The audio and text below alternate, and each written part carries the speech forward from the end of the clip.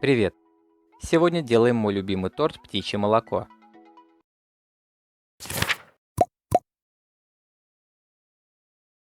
Для крема нам понадобится 10 яиц, 2 стакана сахара, стакан молока, пачка сливочного масла,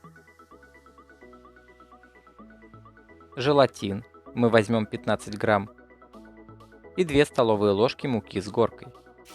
Для начала заливаем желатин водой комнатной температуры в пропорции 1 к 3 и оставляем набухать. Если желатина возьмете больше, то торт будет похож на суфле, а мне нравится, когда он тает во рту. Далее отделяем белки от желтков и желтки отправляем сразу в кастрюлю. Высыпаем к ним стакан сахара и взбиваем блендером, пока сахар полностью не растворится. Смесь увеличится в объеме и посветлеет. Затем добавляем муку и стакан молока и тоже блендерим, пока все не смешается. Теперь нам нужно заварить крем. Для этого ставим кастрюлю со смесью на водяную баню, добавляем пачку сливочного масла и провариваем минут 20, пока смесь не загустеет. Если в процессе начали образовываться комки, не страшно, просто потом еще раз пройдитесь блендером. Первая часть крема готова. Отставляем его в сторону минут на 15 и займемся белками. Сначала взбиваем их до образования пышной белой пены.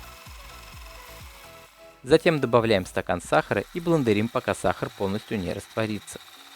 Вот и вторая часть крема готова. Вернемся к желатину. Он уже набух. Растапливаем его на водяной бане, ну или можете в микроволновке. Главное, не доводите его до кипения. Теперь соединяем все наши смеси и еще раз блендерим, чтобы все хорошо смешалось.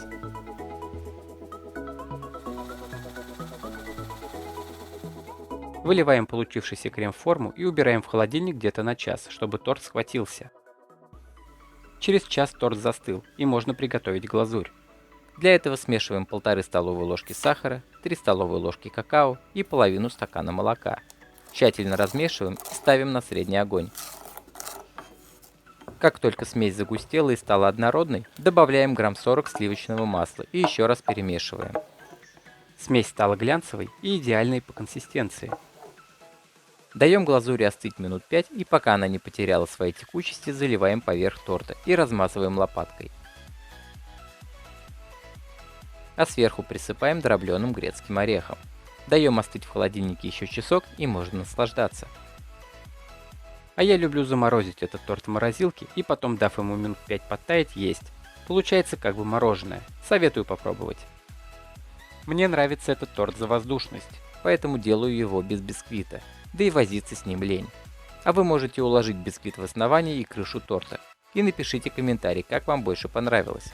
Ну и конечно же ставь лайк, пиши комментарий и подписывайся на канал. Пока!